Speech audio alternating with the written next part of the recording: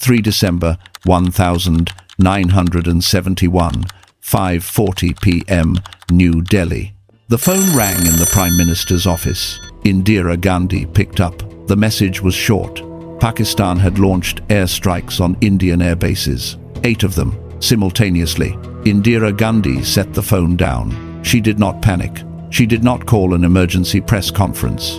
She simply said 4 words to the men in the room: "This is our moment." What followed over the next 13 days would become one of the most decisive military victories in modern history. A new nation would be born, an army would surrender, and the map of South Asia would never look the same again. But to understand what happened in 13 days, you have to understand what happened in 9 months. March 1971. Dhaka, East Pakistan. East Pakistan and West Pakistan shared a flag, a religion, and a name. Nothing else. Separated by 1,600 kilometers of Indian territory, the two halves had almost nothing in common. Different language, different culture, different identity.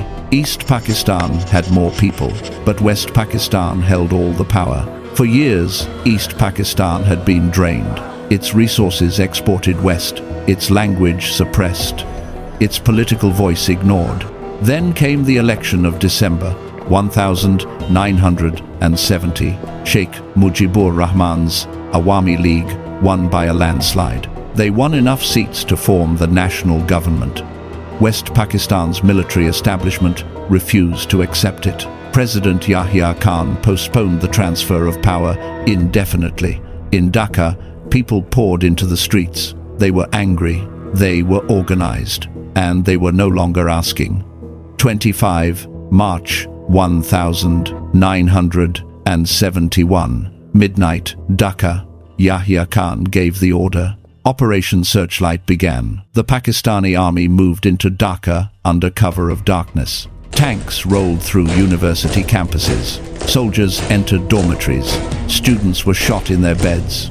Intellectuals, professors, and journalists were pulled from their homes. Many were never seen again.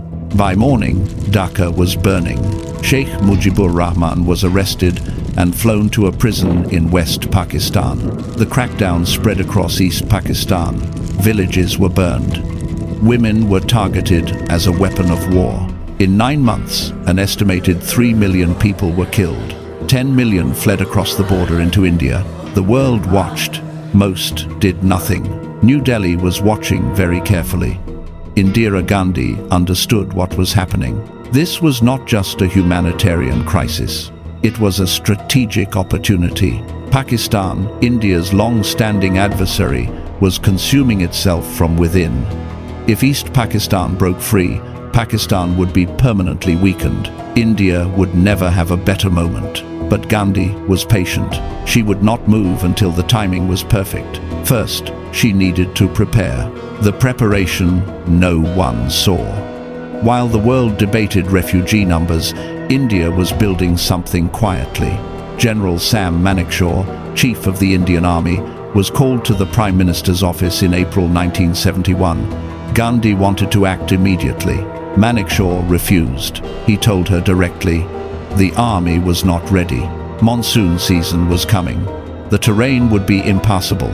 The troops needed training, equipment, time. Gandhi listened. She gave him the months he asked for.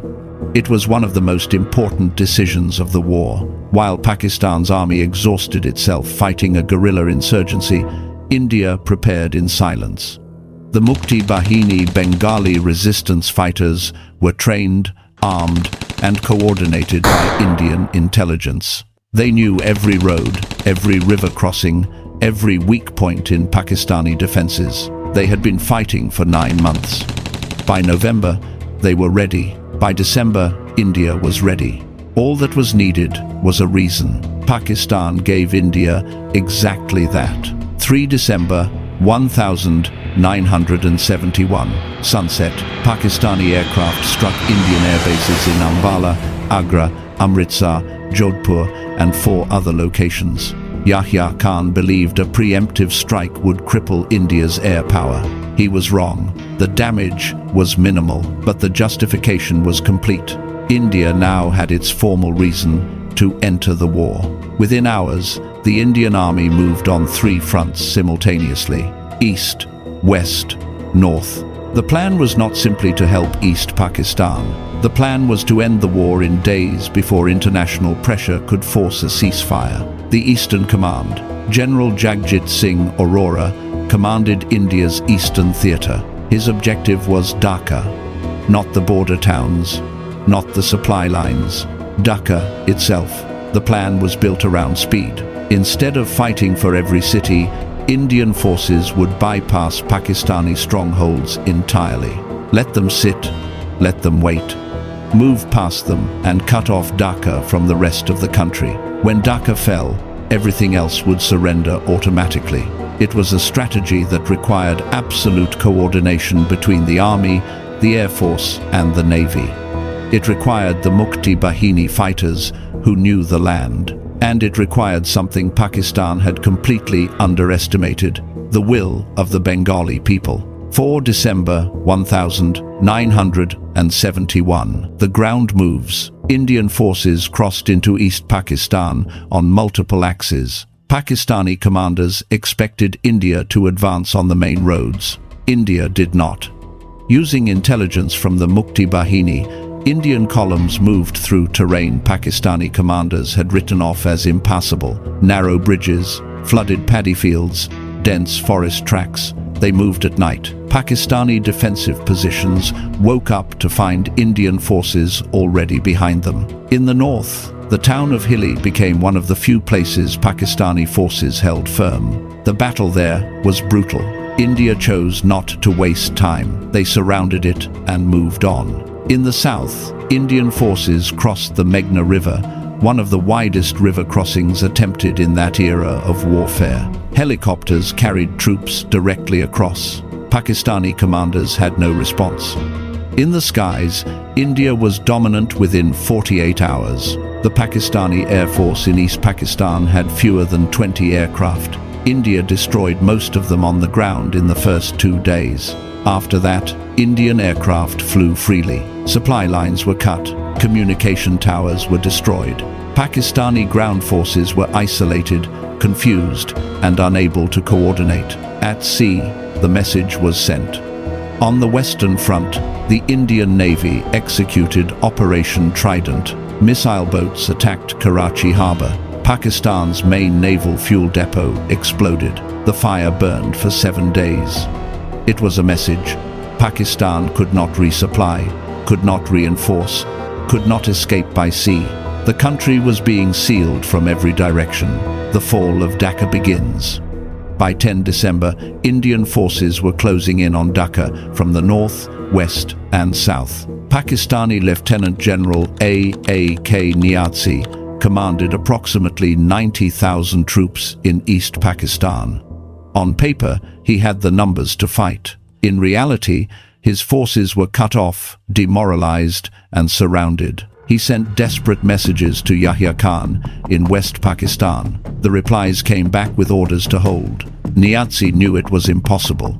His men had not been resupplied in days. Bengali civilians had turned against them entirely. There was nowhere to go. The world tries to intervene. Washington was watching with growing alarm. The Nixon administration had backed Pakistan throughout the crisis. Henry Kissinger considered Pakistan a strategic partner. The United States moved the USS Enterprise carrier group into the Bay of Bengal. It was a signal: stop the war or face American intervention. India did not stop. The Soviet Union responded by deploying its own naval vessels to the region. The Bay of Bengal became a quiet standoff between superpowers. India kept moving. It understood that every hour mattered. The war had to end before the United Nations forced a ceasefire. 13 December 1971. Dhaka. Indian paratroopers landed at Tangail, north of Dhaka. They cut the last escape route for Pakistani forces attempting to retreat into the capital. Indian columns entered Dhaka's outskirts. The city had been without power for days. Pakistani officers began destroying documents. Niazi contacted India through the International Red Cross. He wanted to discuss terms. 16 December 1971, 4:31 p.m. Dhaka Racecourse. Lieutenant General A.K. Niazi sat at a table. Across from him sat General Jagjit Singh Arora. Niazi signed the instrument of surrender. 93,000 Pakistani soldiers laid down their arms. It was the largest military surrender since World War II. In Dhaka's streets, people ran out of buildings. They embraced strangers. They wept. They chanted the name of a country that had not existed 13 days ago. Bangladesh. What made it possible? Military historians still study the 1971 Eastern Campaign. The speed was extraordinary, but speed alone does not explain it. Three things made this victory possible. First, General Manekshaw's refusal to rush. Those extra months of preparation changed everything. Second, the Mukti Bahini, 100,000 trained Bengali fighters who knew the land and had been fighting for 9 months. India did not enter a cold battlefield. It entered one that was already burning. Third, the intelligence operation that preceded the military operation. India knew Pakistani positions, strengths, supply routes, and morale levels in extraordinary detail before a single soldier crossed the border. The 13 days were the visible part. The real work had taken 9 months. The consequences: Pakistan lost half its navy, a third of its army, its eastern wing entirely.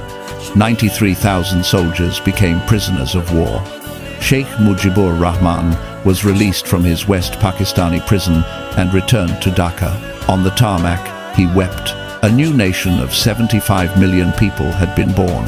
India's strategic position in South Asia shifted permanently. Pakistan would spend the next decade rebuilding and recalculating. The relationship between the two countries would never fully recover. Sam Manekshaw. In the years that followed, Sam Manekshaw was celebrated as the architect of the victory. He was promoted to Field Marshal, the highest rank in the Indian Army. Only 2 men in Indian history have ever held that rank. He was known for his directness, his refusal to bend to political pressure, and his dark humor in the face of impossible situations.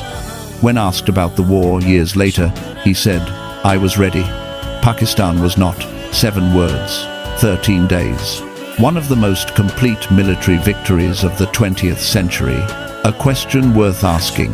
13 days. That is all the time it took. But behind those 13 days were 9 months of suffering in East Pakistan, decades of political suppression, and a military operation planned with a precision that India has rarely matched before or since. Bangladesh exists today because 3 million people died demanding it, because 10 million more were displaced, fighting for it, because one general refused to rush, and one prime minister was patient enough to wait. History remembers the 13 days. It rarely remembers the 9 months that made them possible. Perhaps it should.